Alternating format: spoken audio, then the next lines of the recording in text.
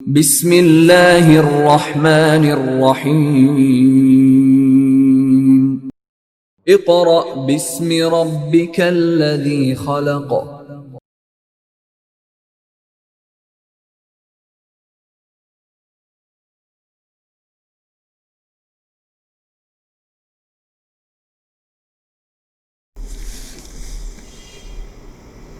بسم اللہ الرحمن الرحیم. Dear students, now we are starting work for day 7. عدل و احسان سے کیا مراد ہے؟ یہ دو الفاظ کا مجموعہ ہے. ایک ہے عدل. عدل کسے کہتے ہیں؟ کسی چیز کو دو برابر حصوں میں تقسیم کر دینا عدل کہلاتا ہے. اور احسان کسے کہتے ہیں؟ کسی کی برائی کے بدلے برائی نہ کرنا. برائی کے بدلے برائی نہ کرنا. اب یہ دونوں الفاظ کا مجموعہ کیا ہے؟ عدل کا مفہوم ہم سب سے پہلے پڑھیں گے. عربی زبان میں عدل اسے کہتے ہیں کہ کسی بوجھ کو دو برابر حصوں میں اس طرح بانٹ دیا جائے کہ ان دونوں میں ذرا بھی کمی بیشی نہ ہو. عدل سے مراد یہ بھی ہے جو شخص کسی کے ساتھ برائی کرے اس کے ساتھ اتنی ہی برائی کی جائے.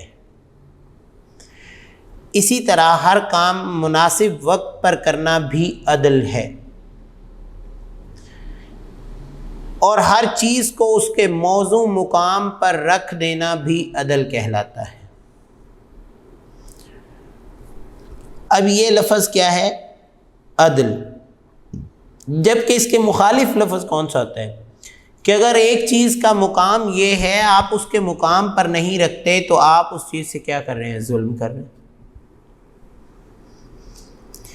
ایک شخص نے برائی کی ہے 5%، آپ اس کے بدلے میں اس سے برائی کرتے ہیں 15%، ظلم ہے.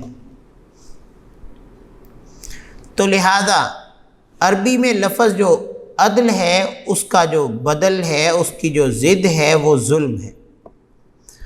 اور جس کے معنی کسی شخص کی حق تلفی کرنا، یعنی جتنا اس کا حق ہے اس کو مار لینا، اس کے ساتھ زیادتی کرنا، برائی کے بدلے میں زیادہ برائی کر دینا، یا کسی کام کو غیر مناسب وقت پر کرنا، یا کسی چیز کو غیر موضوع مقام پر رکھنا، یہ ظلم کہلاتا ہے. اور اللہ تعالیٰ نے ظلم کے بارے میں کیا کہا ہے کہ ظلم جو ہے وہ انسان کو تباہ کرتا ہے. اور ایک چیز جو بہت بڑی ہے اس کو بھی ظلم میں قرار دے دیا ہے.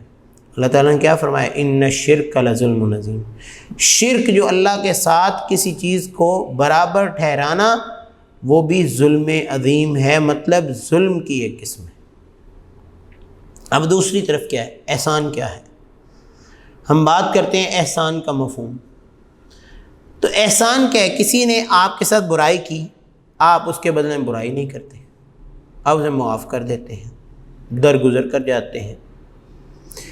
احسان یہ بھی ہے کہ کسی کے ساتھ نیکی میں آپ پہل کر دیں، نیکی کے بدلے میں زیادہ نیکی اور برائی کے بدلے میں بھلائی کی جائے. احسان یہ بھی ہے کہ کسی کو خوبصورت اور بہتر طریقے سے کوئی کام کر کے دیا جائے. اب آپ کوئی بھی کام کرنے لگیں، اگر آپ اس کو احسن طریقے سے کرتے ہیں تو وہ احسان کہلاتا ہے. اپنے ہر کام میں حسن اور خوبصورتی پیدا کرنا احسان کی ایک قسم ہے. اسی لیے تو اللہ تعالیٰ نے قرآن مجید کی سورہ مائدہ میں فرمایا اعدلوا ہوا اقرب للتقوی، عدل کرو یہ تقوی کے زیادہ قریب ہے. یعنی جو شخص عدل سے کام لیتا ہے اللہ تعالیٰ کا خوف اس کے دل میں بہت زیادہ ہے. اور فرمایا وَأَحْسِنُوا إِنَّ اللَّهَ يُحِبُّ الْمُحْسِنِينَ، احسان کرو، اللہ تعالیٰ احسان کرنے والوں کو پسند کرتا ہے. ایک اور آیت سورہ قصص میں اللہ تعالیٰ نے فرمایا وَأَحْسِن كَمَا أَحْسَنَ اللَّهُ إِلَيْكَ، احسان کر جس طرح اللہ نے تیرے ساتھ احسان کیا. یعنی ہم کوئی گناہ کرتے ہیں اللہ تعالیٰ فوراً ہمیں سزا دے دیتے ہیں، اللہ تعالیٰ ہمیں معاف کرنے پر بھی قادر ہیں. اس کے علاوہ ہمیں مہلت دیتے ہیں کہ اے انسان تو نے گناہ کر لیا ہے تو مجھ سے معافی طلب کر، میں تجھے معاف کر دوں. اللہ تعالیٰ ہر انسان کے ساتھ احسان کیا، اس لیے اس کو بھی اللہ کی مخلوق کے ساتھ احسان کرنا چاہیے. اب اگر عدل و احسان کا اکٹھا مفہوم پڑھا جائے تو کیا ہے؟ ان اللہ یأمر بالعدل والاحسان وایتاء ذی القربی، بے شک اللہ تعالیٰ عدل و احسان اور رشتہ داروں کے حقوق ادا کرنے کا حکم دیتا ہے. اب عدل یہ ہے کہ حقدار کو اس کا حق دیا جائے، نیکی کے کام کرنے والوں کو ان کی نیکی کے برابر انعام دیا جائے، اور بدی کرنے والوں کو اس کی بدی کی برابر سزا دی جائے. اب پاک پیغمبر صلی اللہ علیہ وآلہ وسلم نے عدل و احسان پر کیسے عمل کیا؟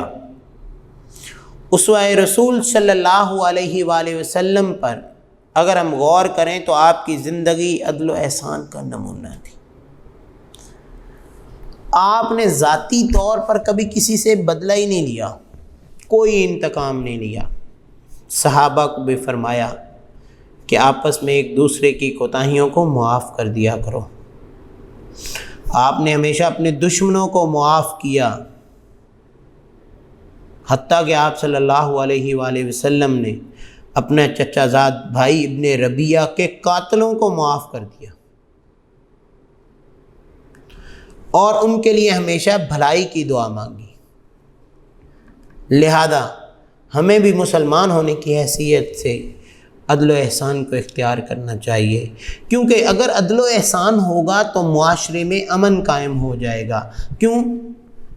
اگر انصاف ہوگا کسی کے ساتھ زیادتی نہیں ہوگی، اگر احسان ہوگا ہر کوئی دوسرے کو معاف کر دے گا، تو کیسی فضا قائم ہو جائے گی کہ اگر ایک شخص سے جانے یا انجانے میں کوئی غلطی ہو گئی ہے اور دوسرا اس کو کہہ رہا ہے جاؤ تمہیں معاف کیا، تو کیا اس کے دل میں کبھی اس کے بارے میں دوبارہ برائی آئے گی؟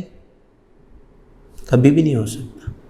اللہ تعالیٰ نے انسان کو ایک دوسرے کی تمام باتوں کا خیال رکھنے کا بھی حکم دیا ہے. اسی لیے تو اللہ تعالیٰ کے پیغمبر نے اپنے صحابہ کو کہا تھا نا کہ بھئی آپ آپس میں رہتے ہیں، کسی سے کوئی کوتاہی ہو جاتی ہے اس کو معاف کر دو.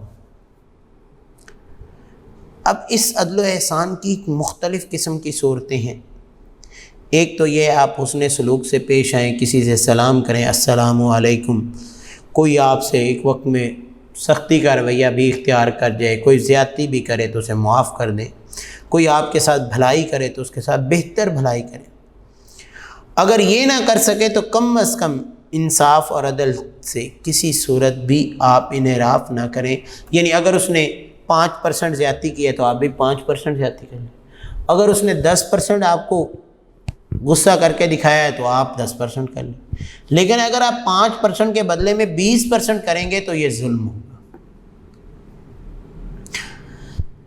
اور کسی کے ساتھ کوئی بھی معاملہ پیش آ جائے تو اسے معاف کرنے سے اللہ تعالیٰ خوش ہوتے ہیں. ہر فرد کو احسان کرنے کے بجائے معاملہ اگر ظلم کے لیول پہ ہو، ایسے درجات پر ہو، تو اس کو عدالت کے سپرد کر دینا چاہیے تاکہ دوسرے لوگوں کے ساتھ زیادتی نہ ہو سکے، دوسرے لوگ زیادتی سے بچ سکیں اور برائی کو کھلی چھٹی بھی نہ مل سکے. کوئی شخص اگر کوئی معاملہ طے پاتا ہے تو وہ منصف کے پاس جائیں، وہ دونوں فریقین کی بات سنیں گے، جس کے بارے میں آپ صلی اللہ علیہ وآلہ وسلم نے حضرت علی رضی اللہ تعالیٰ عنہ کو حکم دیا تھا کہ جب دو لوگ تمہارے پاس فیصلہ کروانے کے لیے آئیں تو ایک کے حق میں فیصلہ مت کرنا دوسرے کے دلائل سنے بغیر، جب آپ دونوں کے دلائل سن لیں گے تب ہی آپ کیا کریں گے، آپ سچائی کی تہ تک پہنچ جائیں گے۔ تو یہی بات ہے، اللہ تعالیٰ بھی اسی صفت کے تحت اس نظام کائنات کی بنیاد رکھی، اسی کے ذریعے یہ اسلامی معاشرہ قائم کیا کہ اس معاشرے میں رہنے والے لوگ جو ہیں وہ معاشرے میں رہتے ہوئے عدل و احسان سے کام لیں، کیونکہ اللہ کے پیغمبر نے عدل کے ساتھ احسان کو بھی جوڑا اور انصاف کو بھی جوڑا، اور یہ عدل اتنا ضروری ہے کہ اسی لیے تو آپ نے فرمایا تھا کہ عدل کا مطلب کیا ہے کہ سب کے ساتھ ایک ہی جیسا سلوک، برابری۔ اور بنی اسرائیل کے لوگوں کے بارے میں آپ نے فرمایا بنی اسرائیل کے لوگ اسی لیے تباہ ہو گئے تھے کہ وہ قانون امیروں پر لاگو نہیں کرتے تھے، ان کو چھوڑ دیتے تھے اور غریبوں پر قانون لاگو کر دیتے تھے۔ اس کا مطلب کیا ہے، وہ عدل سے کام نہیں لیتے تھے۔ اور جب بھی کوئی معاشرہ عدل کے پہلو کو چھوڑ دے گا وہ معاشرہ تباہ ہونا شروع ہو جائے گا۔ تو ہمارا یہ ٹاپک انتہائی مختصر انداز پر آپ کے اس 8 کلاس میں بیان کیا گیا ہے۔ اگر اس پہلو کو تفصیلاً بیان کیا جائے تو بیٹا پورا چیپٹر اس پہ لکھا جا سکتا ہے کہ عدل کسے کہتے ہیں۔ لہذا آپ نے اپنے درجے کے مطابق آپ کو 3 سوالات دیے گئے۔ پہلی بات، عربی میں عدل کے کیا معنی ہیں؟ میں نے ابھی آپ کو بتایا کہ عربی میں عدل کے معنی ہے کسی چیز کو 2 برابر حصوں میں تقسیم کر دینا یا دونوں میں ذرا کمی بیشی نہ رکھنا۔ اور شریعت نے اس کا کیا مطلب بیان کیا ہے؟ شریعت نے بھی اسی طرح بیان کیا ہے کہ عدل سے مراد جو شخص کسی کے ساتھ برائی کرے اس کے ساتھ صرف اتنی سی برائی کر سکتا ہے۔ ہر کام مناسب وقت پر کرنا بھی عدل کی ایک صورت ہے۔ عدل کے متعلق اسلامی احکام بیان کریں۔ اللہ تعالیٰ نے فرمایا اعدلوا هو اقرب للتقوی، عدل کرو یہ تقوی کے زیادہ قریب ہے، یعنی جو شخص عدل کرتا ہے وہ متقی اور پرہیزگار شخص ہے۔ اس احسان کا مفہوم اور اس کے متعلق اسلامی تعلیمات، احسان یہ ہے کہ کسی کے ساتھ برائی کے بدلے میں برائی کی بجائے اسے معاف کر دیا جائے، اس سے درگزر کیا جائے، جس کے بارے میں اللہ تعالیٰ نے فرمایا وَأَحْسِنُوا إِنَّ اللَّهَ يُحِبُّ الْمُحْسِنِينَ، احسان کرو، اللہ تعالیٰ احسان کرنے والوں کو پسند کرتا ہے۔ ایک اور مقام پر اللہ تعالیٰ نے فرمایا کہ وَأَحْسِن كَمَا أَحْسَنَ اللَّهُ إِلَيْكَ، احسان کر جس طرح اللہ نے تیرے ساتھ احسان کیا۔ خالی جگہ پر کریں۔ عدل سے مراد ہے کہ کسی چیز کو یا کسی بوجھ کو 2 برابر حصوں میں بانٹ دینا۔ ہر کام مناسب وقت پر کرنا بھی عدل ہی کی ایک صورت ہے۔ کسی چیز کو موضوع مقام پر رکھنا بھی عدل کہلاتا ہے۔ کسی چیز کو موضوع مقام پر رکھنا بھی عدل کہلاتا ہے۔ کسی شخص کے ساتھ زیادتی کرنا ظلم کہلاتا ہے۔ کسی شخص کے ساتھ زیادتی کرنا ظلم کہلاتا ہے، اور کسی کام میں ڈیش پیدا کرنا احسان ہے۔ کسی کام میں خوبصورتی پیدا کرنا بھی احسان ہے۔ تو دیکھیں یہ اللہ کے پیغمبر کے احکامات کے مطابق ہم نے ایک معمولی سا ٹاپک پڑھا کہ عدل و احسان سے کیا مراد ہے، عدل کسے کہتے ہیں۔ لہذا ہمیں اس ٹاپک پر عمل کر کے زندگی بھی گزارنی چاہیے اور اس کے سوالات کو بھی یاد کریں تاکہ ہمارے پیپروں میں ہمارے کام آ سکیں۔ یہ تھا ہمارا کام ورک فار ڈے 7۔ آج کے لیے اجازت، اللہ حافظ۔ Dear students, now we are starting work for day 8، انداز تربیت و تبلیغ۔ بیٹا یہاں پہ دو الفاظ استعمال ہو رہے ہیں، ایک تربیت اور ایک تبلیغ۔ سب سے پہلے ہم تبلیغ کے بارے میں جانیں گے کہ تبلیغ کے معنی کیا ہیں، تبلیغ کسے کہتے ہیں۔ پہنچا دینا،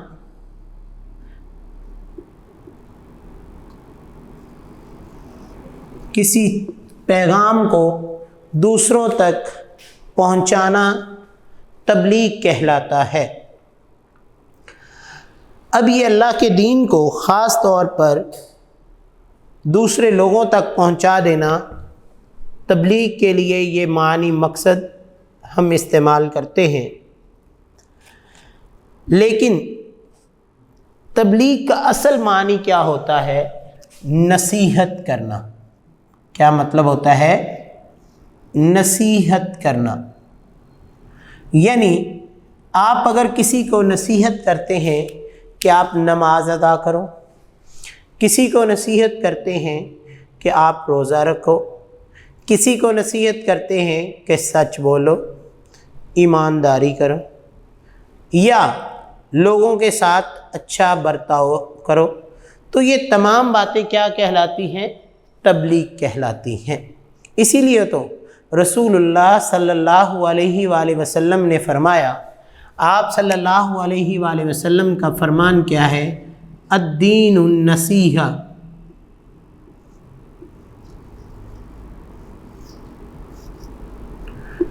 دین نصیحت کا نام ہے۔ دین کیا ہے؟ نصیحت کا نام ہے۔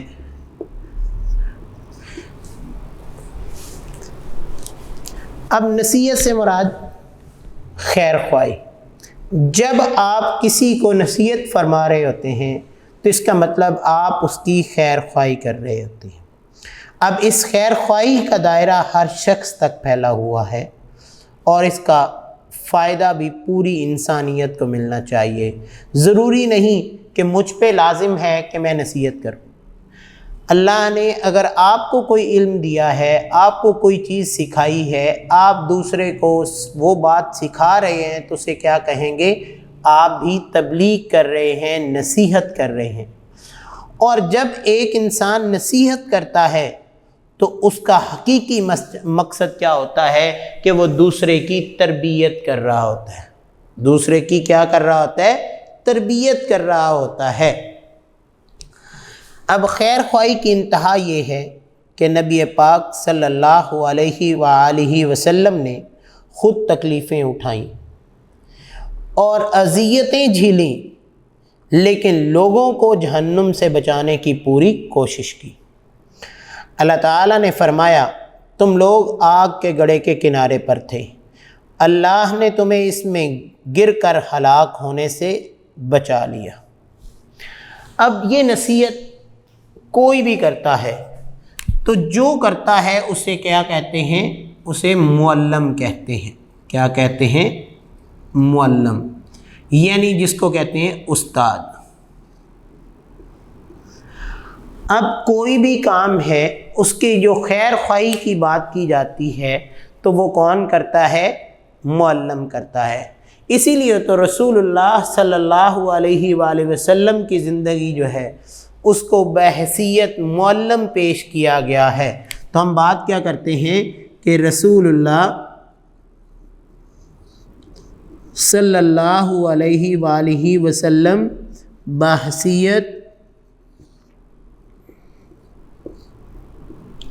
معلم، کہ آپ صلی اللہ علیہ وآلہ وسلم نے ایک استاد کے طور پر زندگی کیسے گزاری، آپ نے کیسے تبلیغ کی، آپ نے لوگوں کی تربیت کیسے کی۔ رسول اللہ صلی اللہ علیہ وآلہ وسلم نے تعلیم و تبلیغ بھی فرمائی اور اس کے مطابق امت کی تربیت بھی کی۔ اب تربیت میں سب سے پہلا کام کیا ہوتا ہے؟ اخلاقی تربیت کرنا۔ اب جب کسی شخص کا اخلاق اچھا ہو جاتا ہے تو حقیقت میں وہ باقی تمام امور پر عمل کرنے میں آسانی محسوس کرتا ہے۔ اسی لیے تو آپ صلی اللہ علیہ وآلہ وسلم نے فرمایا انما بعثت معلما، مجھے معلم بنا کر بھیجا گیا ہے۔ اور وہیں یہ بھی فرمایا گیا بعثت لأتمم مکارم الاخلاق، یعنی مجھے اللہ تعالیٰ نے اعلیٰ اخلاق کی تکمیل کے لیے بھیجا ہے۔ اور جب کسی شخص کا اخلاق اچھا ہوگا تو اس کی تربیت اچھی ہوئی ہوگی تو اس کا اخلاق اچھا ہوگا۔ اور تربیت کیسے ہوگی؟ تبلیغ کے ذریعے۔ جب تبلیغ ہوگی تو تب اس کی تربیت ہوگی، جب تربیت ہوگی تو اس کا اخلاق اچھا ہوگا، اخلاق اچھا ہوگا تو وہ شخص دوسروں کے ساتھ اچھے طور طریقے کے ساتھ زندگی گزارے گا۔ تو رسول اللہ صلی اللہ علیہ وآلہ وسلم نے جو تبلیغ کا انداز اپنایا، اس تبلیغ کے انداز کے بارے میں ہم بات کرتے ہیں، جس کو آپ کی بک میں رسول اللہ صلی اللہ علیہ وآلہ وسلم کا حکیمانہ انداز تبلیغ بیان کیا گیا۔ رسول اللہ صلی اللہ علیہ وآلہ وسلم کا حکیمانہ، اب حکیمانہ سے مراد کیا ہے؟ حکمت والا انداز تبلیغ، یعنی آپ نے حکمت کے ساتھ انسانیت کی تبلیغ کی۔ رسول اللہ صلی اللہ علیہ وآلہ وسلم تشریف فرما ہے، ارد گرد صحابہ کی محفل جمی ہے، حاضرین کو پوری طرح متوجہ دیکھ کر حضور اکرم صلی اللہ علیہ وآلہ وسلم ارشاد فرماتے ہیں لوگو تمہارا کیا خیال ہے کہ اگر تم میں سے کسی کے دروازے پر سے ایک نہر گزر رہی ہو جس میں وہ ہر روز 5 مرتبہ غسل کرے یعنی نہائے، تو کیا اس کے جسم پر کوئی میل کچیل باقی رہ جائے گی؟ اب صحابہ کیونکہ انتہائی متوجہ، وہ آپ صلی اللہ علیہ وسلم کی بات کے ایک لفظ کو مس نہیں کرتے تھے، فوراً فرمانے لگے کہ اس کے جسم پر تو کوئی میل کچیل باقی نہیں رہے گا۔ فرمایا بالکل اسی طرح مثال 5 نمازوں کی ہے کہ اللہ تعالیٰ نے ان کے ذریعے خطاؤں کو مٹا دیتا ہے، یعنی جو دن میں 5 وقت نماز ادا کرتا ہے اس کی مثال آپ نے نہر میں نہانے کی مترادف دی کہ جناب جو نہاتا ہے اس کے جسم پر جیسے کوئی میل کچیل باقی نہیں رہتی، جو دن میں 5 مرتبہ اللہ کے سامنے سر جھکاتا ہے اس کے جسم پر کسی قسم کا کوئی گناہ باقی نہیں رہے گا۔ اب اسی طرح ایک اور واقعہ حضرت ابو ذر غفاری رضی اللہ تعالیٰ عنہ بیان کرتے ہیں کہ رسول اللہ صلی اللہ علیہ وآلہ وسلم سردیوں میں یعنی خزاں کے موسم میں ایک دن کہیں باہر تشریف لے جا رہے تھے، اور آپ نے دیکھا ہے خزاں کے موسم میں درختوں کے پتے خشک ہو جاتے ہیں اور ہلکی سی ہوا آئے تو وہ جھڑ جاتے ہیں، تو درخت کے پتے ٹہنیوں سے خود بخود جھڑ رہے تھے۔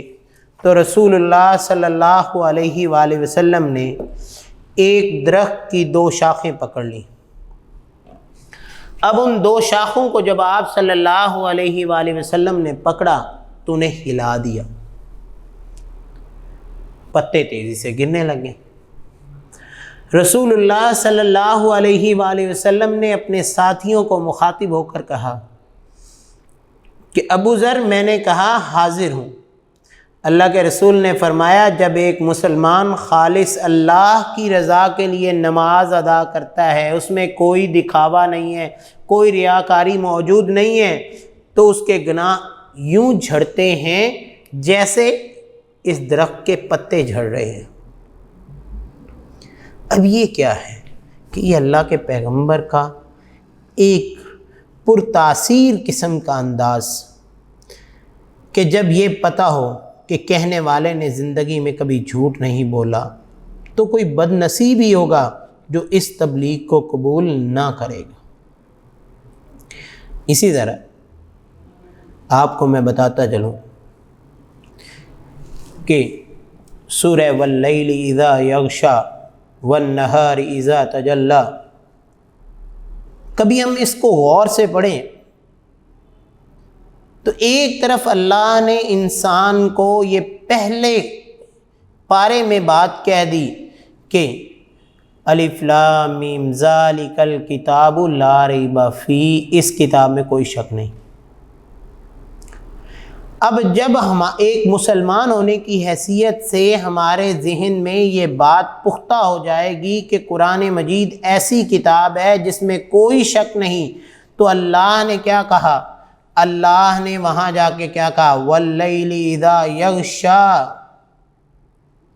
رات کے اندھیرے چھا جانے کی قسم، دن کے اجالے کی قسم، انسان کی پیدائش کی قسم کہ جس نے نیک راستہ اختیار کیا ہم اسے جنت دیں گے۔ اب دیکھیں اللہ تعالیٰ ایک بات پر قسم اٹھا کر رہے ہیں، تو یہ کیا ہے؟ یہ اللہ تعالیٰ کی تبلیغ کا ایک انداز جو اس نے اپنے رسول کو سکھایا۔ تو اسی طرح بات صرف اخلاقی واضح و نصیحت تک محدود نہیں رہی، بلکہ ایک ٹھوس اور چلتی پھرتی حقیقت کی طرح آنکھوں کے سامنے موجود ہے کہ محسن انسانیت حضور اکرم صلی اللہ علیہ وآلہ وسلم اسی طرح مثالیں دے دے کر دین کی باتیں سمجھایا کرتے تھے۔ اب اس کا مقصد کیا تھا؟ کہ اسلام ہی واحد راستہ ہے جو سلامتی والا راستہ ہے، کیونکہ انسان کو واحد ایک ہی چیز ہے جو خود مانگے ملتی ہے، مانگے بغیر وہ میسر نہیں ہوتی۔ وہ کون سی ہے؟ اللہ رزق بغیر مانگے عطا کرتے ہیں، کسی کو بھوکا نہیں رہنے دیتے۔ اللہ تعالیٰ انسان کی ضروریات کو پورا کرنے کے لیے خود ذمہ داری اٹھاتے ہیں، لیکن ایک بات ہے جو ہدایت ہے وہ مانگے بغیر نہیں ملتی۔ اس لیے تو انسان جو بھی نماز ادا کرتا ہے وہ کیا کہتے ہیں؟ اہدنا الصراط المستقیم، یا اللہ مجھے سیدھی راہ دکھا۔ اب اللہ کے پیغمبر نے یہ سلامتی والے راستے کی تبلیغ کرتے ہوئے کیا کہا کہ اس مفہوم کو ذہن نشین کرانے کے لیے اللہ کے پیغمبر نے ایک بالکل سیدھی لائن کھینچی اور ایک لائن، ایک ادھر کو لائن کھینچ دی، ایک ادھر کو، الگ الگ لائنیں کھینچنے کے بعد اللہ کے پیغمبر نے فرمایا کہ جو سیدھی لائن اپنی منزل کی طرف جا رہی ہے یہ صراط مستقیم ہے، اور جو ترچھی لائنیں ادھر ادھر جا رہی ہیں یہ انسان کو منزل مقصود سے ہٹانے والی لائنیں ہیں۔ ان پر چلنے سے انسان کبھی بھی اپنی منزل مقصود تک نہیں پہنچے گا۔ لہذا یہ جو سیدھی لائن ہے یہ صراط مستقیم کی لائن ہے۔ جو اس لائن پر چلتا رہے گا وہ لائن کون سی ہے؟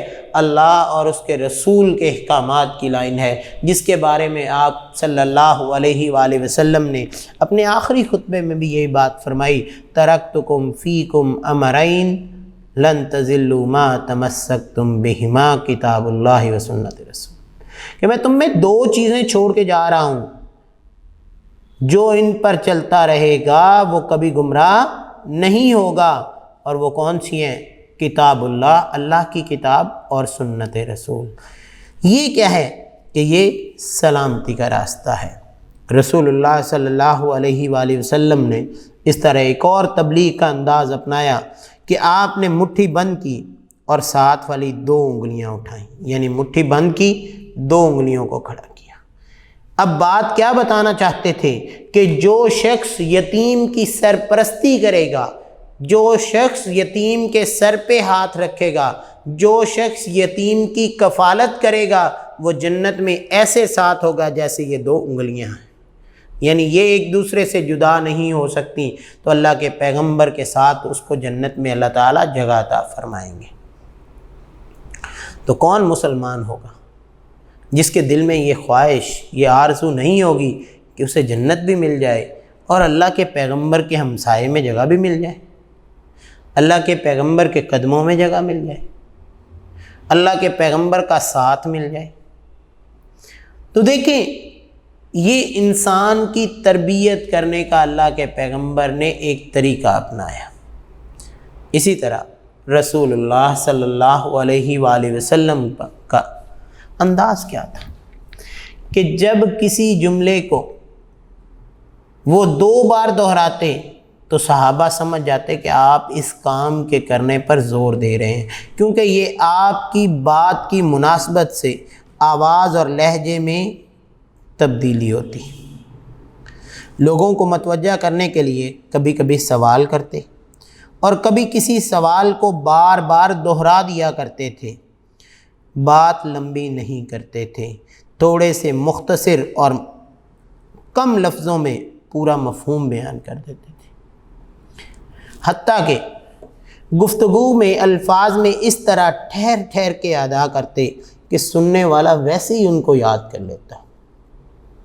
الفاظ نہ تو ضرورت سے زیادہ استعمال کرتے اور نہ ہی ضرورت سے بہت کم، کسی کا نام لے کر یا اسے براہ راست مخاطب کر کے تنقید نہ فرماتے، بلکہ کیا ہے کہ اگر ایک شخص کی غلطی ہوتی تو آپ تمام جتنے لوگ موجود ہوتے ان سب کو اس چیز کے بارے میں آگاہ فرما دیتے، اور جس کی غلطی ہوتی تو اللہ تعالیٰ اس کے دل میں یہ احساس پیدا کر دیتے کہ جناب آپ نے یہ غلطی کی ہے۔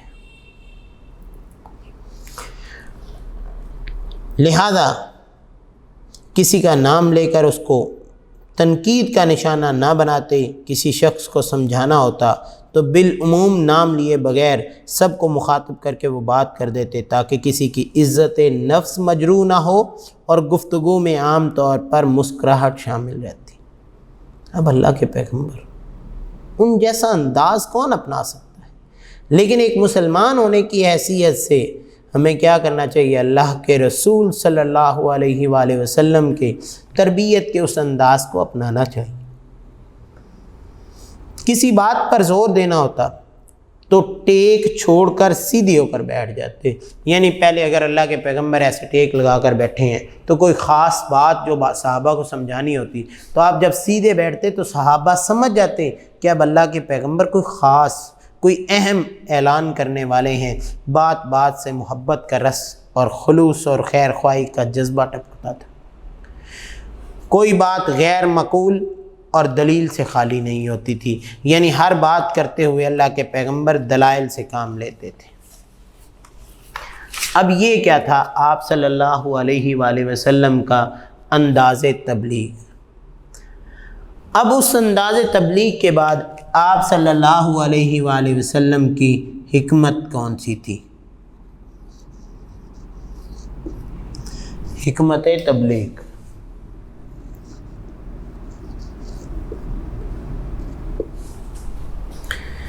رسول اللہ صلی اللہ علیہ وآلہ وسلم کے اس انداز سے ہمیں رہنمائی ملتی ہے کہ ایک مبلغ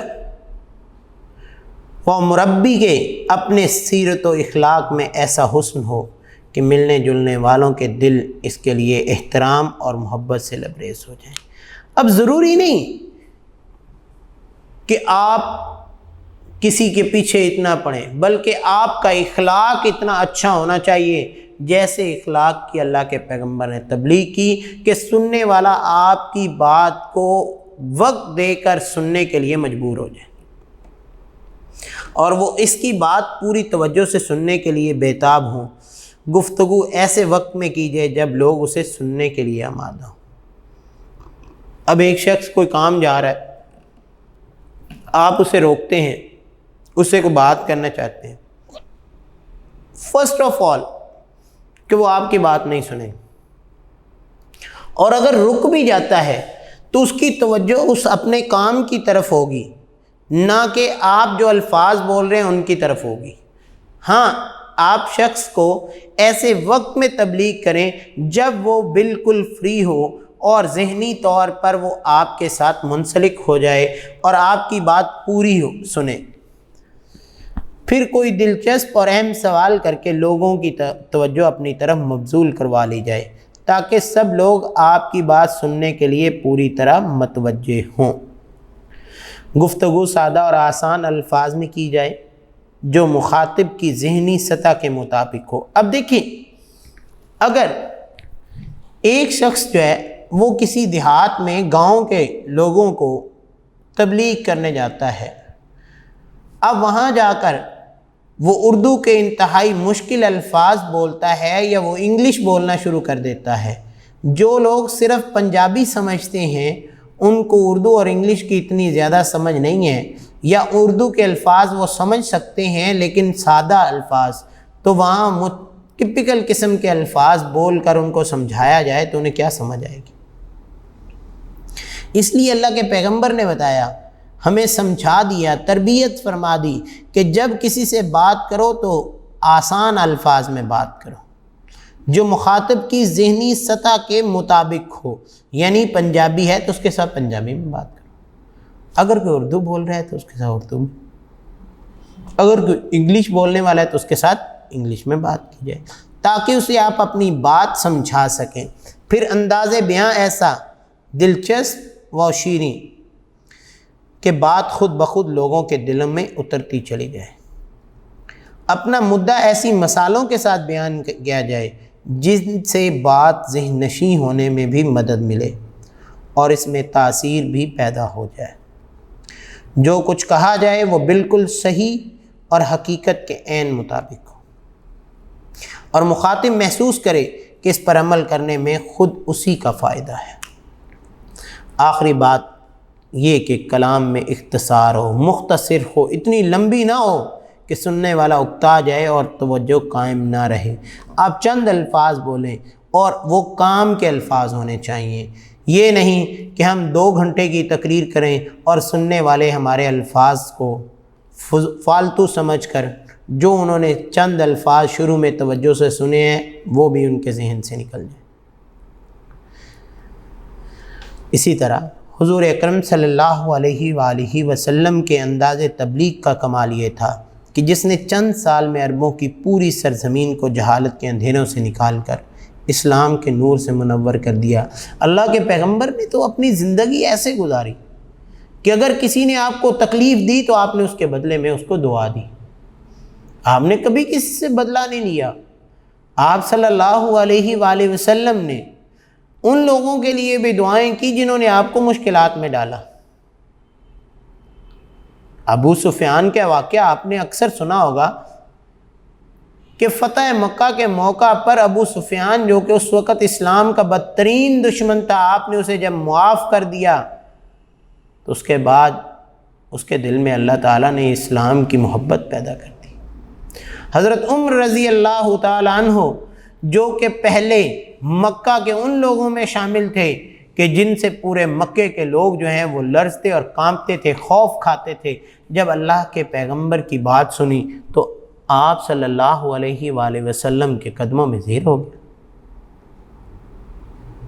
وہی عمر جو گھر سے نکلا تھا کہ نعوذ باللہ آج مسلمانوں کے رہنما حضرت محمد صلی اللہ علیہ وآلہ وسلم کو زندہ نہیں چھوڑیں گے، وہی اگلے دن اعلان کر رہا ہے کہ جس نے اپنے بچوں کو بیوہ کروانا ہے،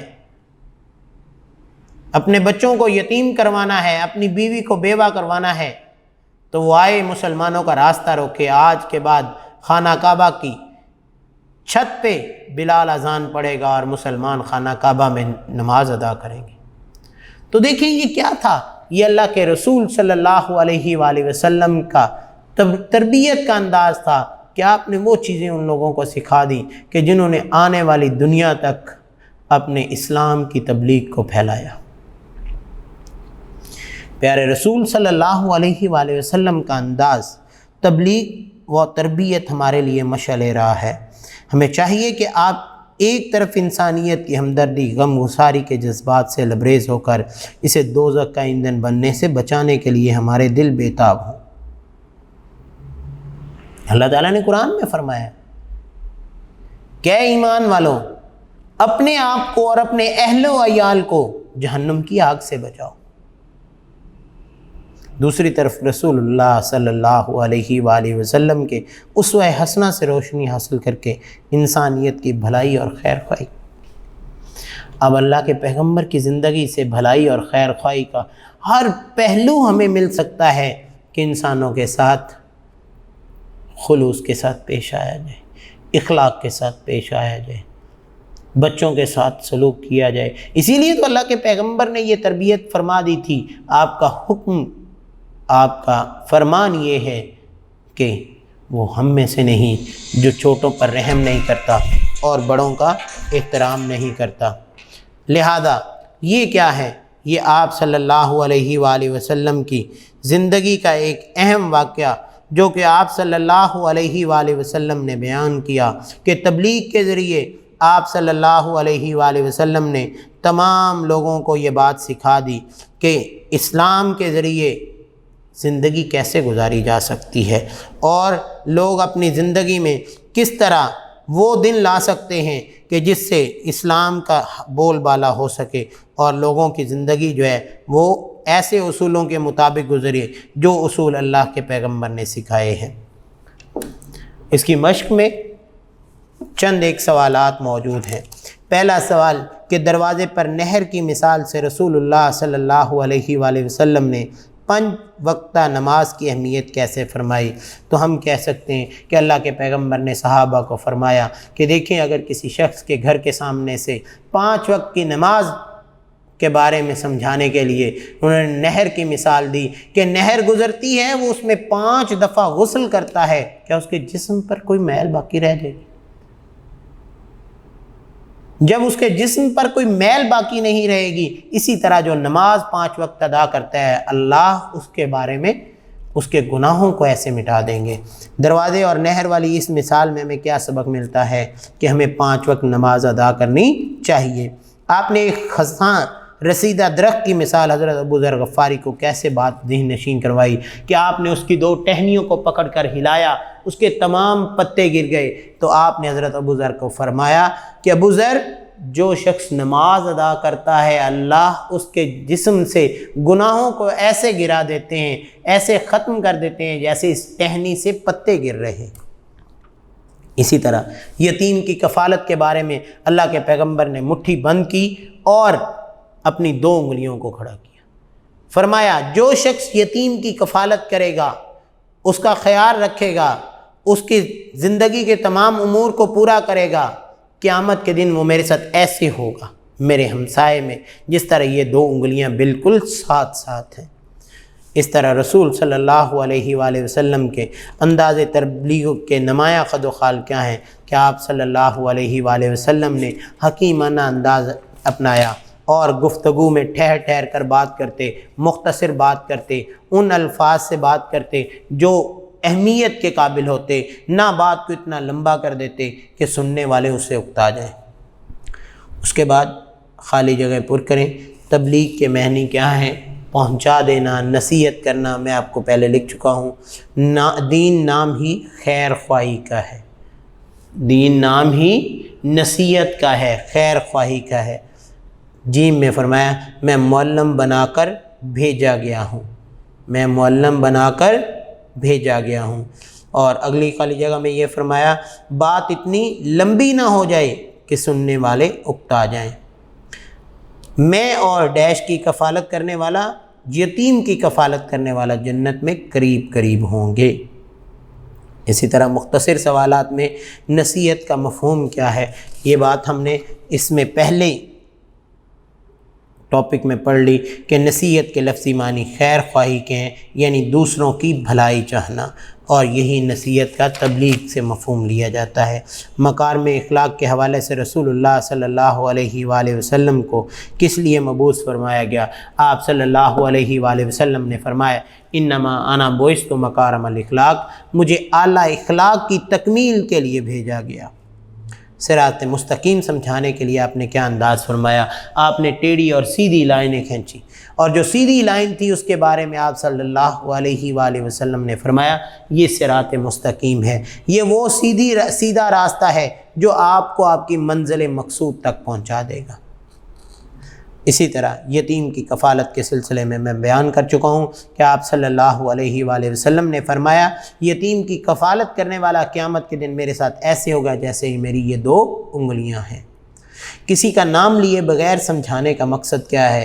کسی کا نام لیے بغیر اللہ کے پیغمبر اس لیے سمجھاتے تھے کہ تاکہ اس کی عزت نفس مجروح نہ ہو، تاکہ وہ لوگوں کے سامنے برا نہ بنے، بلکہ اللہ نے آپ صلی اللہ علیہ وآلہ وسلم کو یہ تربیت قرآن مجید کے احکامات کے ذریعے فرما دی کہ اللہ تعالیٰ بھی قرآن مجید میں کیا کہتے ہیں؟ یا ایھا الناس، اے لوگو، یا ایھا الذین آمنو، اے ایمان والو، یا ایھا المؤمنون، اے مومنو۔ یعنی اللہ نے بھی کسی ایک کو اشارہ کر کے نہیں کہا، اللہ نے تمام لوگوں کو، اور وہی اسلوب جو ہے وہ اللہ کے پیغمبر نے اپنایا۔ کوئی غلطی کر بیٹھتا تو آپ پوری جماعت کو ایک جیسے اوورال بات کرتے ہیں ویسے کرتے، اور جو غلطی کرتا اس کے دل میں یہ بات سمجھ آ جاتی کہ واقعی ہی مجھ سے غلطی ہوئی ہے، اور اللہ کے پیغمبر اس کو اس طرح سمجھا دیا کرتے تھے۔ تو یہ کیا ہے؟ یہ آج کا ہمارا ٹاپک انداز تربیت و تبلیغ، جس میں تبلیغ کے ذریعے کسی کی تربیت کرنا۔ اللہ کے پیغمبر نے ہمیں سکھایا کہ تبلیغ کے ذریعے کسی کی تربیت کیسے کی جاتی ہے، اس کو نصیحت فرمائی جاتی ہے، اور جو نصیحت کرنے والا ہوتا ہے وہ معلم ہوتا ہے۔ اور معلم کون ہے؟ کائنات کا سب سے پہلا معلم اللہ تعالیٰ خود ہے، کیونکہ سب سے پہلے اللہ تعالیٰ نے حضرت آدم علیہ السلام کو پیدا فرمایا، اور اس کے بعد اللہ تعالیٰ نے قرآن مجید میں فرمایا وَعَلَّمَ آدَمَ الْأَسْمَاءَ، اللہ تعالیٰ نے آدم علیہ السلام کو چند چیزوں کے نام سکھائے۔ تو پہلا آدم علیہ السلام کو بھی اللہ نے یہ فرمایا اور سکھایا۔ اس کے بعد اللہ تعالیٰ نے سورہ رحمان میں بھی یہی فرمایا الرحمن علم القرآن، رحمان نے قرآن سکھایا، یعنی اللہ نے قرآن سکھایا۔ اللہ تعالیٰ خود بھی تو ایک استاد ہے، اور جو نصیحت کرتا ہے، جو سکھاتا ہے، وہ استاد ہوتا ہے۔ اور اللہ کے پیغمبر نے بھی کیا فرمایا؟ انما انا بعثت معلما، مجھے معلم بنا کر بھیجا گیا ہے، مجھے نصیحت کی گئی ہے، مجھے کیا کیا گیا ہے؟ مجھے استاد بنا کر بھیجا گیا ہے۔ اسی طرح رسول اللہ صلی اللہ علیہ وآلہ وسلم کا حکیمانہ انداز تبلیغ ہم نے پڑھا کہ آپ نے کس طرح مثالیں دے دے کر صحابہ کو سکھایا کہ یہ کام کرنا ہے۔ اس کی مثال یہ ہے، کسی دنیاوی معاملے کے ساتھ اس کو اٹیچ کر دیا، جس سے کیا ہوا؟ صحابہ اکرام اس بات کو سیکھ جاتے تھے۔ پھر آپ نے حکمت اپنائی کہ آپ نے تمام باتوں کو مختصر انداز سے بتایا، اور صحابہ کو سکھایا کہ زندگی میں یہ کام ایسے کرنا ہے، ہر کام کا ایک ایک پہلو سکھا دیا۔ تو اللہ تعالیٰ سے دعا ہے کہ اللہ تعالیٰ ہمیں بھی اللہ کے پیغمبر کے اس انداز کو اپنانے کی توفیق عطا فرمائے۔ اور اس کے ساتھ ہی ہمارا ورک فار ڈے 8 کا کام کمپلیٹ ہوا۔ اجازت چاہتا ہوں، اللہ حافظ۔